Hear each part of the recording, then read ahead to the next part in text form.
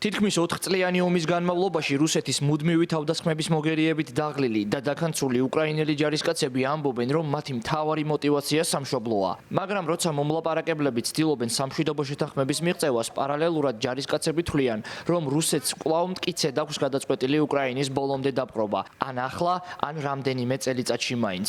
მნიშვნელოვანი უსაფრთხოების გარანტიების გარეშე, როგორიცაა უკრაინის ნატოში გაწევრება, ჯარისკაცები და სამხედრო ანალიტიკოსები თვლიან, რომ რუსების შეჭრა მათ ტერიტორიებზე ახალი ჯარებითა და აღჭურვილობით გარდაუვალია. რუსეთთან სამშვიდობო გეგმა არ იმუშავებს, მათ ამჟამად მშვიდობა არ სჭირდებათ. როგორც ჩანს, მათ სამშვიდობო შეთანხმებაზე ხელის მოწერა არ სურთ.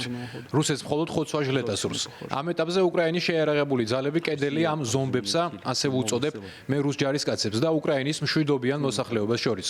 უკრაინის შეიარაღებული ძალები ახლა მთავარი ბარიერია უკრაინელების მშვიდობიან სამოქალაქო ცხოვრებასა და ჩვენს ცუდ მეზობელს შორის.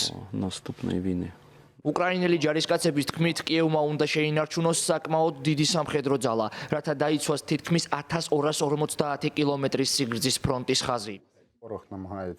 ჩვენი მიმართულებით სიტუაცია მეტნაკლებად სტაბილურია. ტერი ცდილობს, რომ ჩვენი პოზიციები შტურმით აიღოს. ისინი ძირითადად ჩვენში სუსტი რგოლების მოძებნას ცდილობენ, თუმცა ჩვენ ამას დროულად ვამჩნევთ და მათ ვანადგურებთ.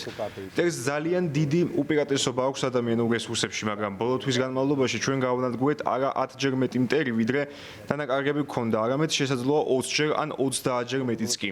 ჩვენ არ შეგვიძლია წინსვლა, რადგან არ გვყავს საკმარისი ხალხი, მაგრამ ხაზს, რომელსაც ახლა ვიკავებთ, საკმაოდ თავდაჯერებულად ვიცავთ და ჯერა რომ ამის ძალიან დიდი ხნის განმავლობაში შეგვიძლია. რუსეთის პრეზიდენტმა ვლადიმერ პუტინმა გასულ კვირას განაცხადა, რომ ბრძოლა არ შეწყდება, თუ უკრაინა არ გაიყვანს ჯარებს დონეცკის, ლუგანსკის, ზაპორიჟიისა და ხერსონის რეგიონებიდან, 4 პროვინციიდან, რომელთა უკანონო ანექსირება მოსკოვმა 2022 წლის სექტემბერში მოახდინა. ამ მომენტისთვის რუსული ჯარები ზაპორიჟიისა და ხერსონის მხოლოდ ნახევარს და დონეცკის 2/3-ს იკავებენ. ამერიკის შეერთებული შტატებისა და რუსეთის სამშვიდობო გეგმის პროექტი ითვალისწინებდა უკრაინის არმიის შეზღუდვას და კიევის ძალების დონეცკის რეგიონის დანარჩენი ნაწილიდან გაყვანას.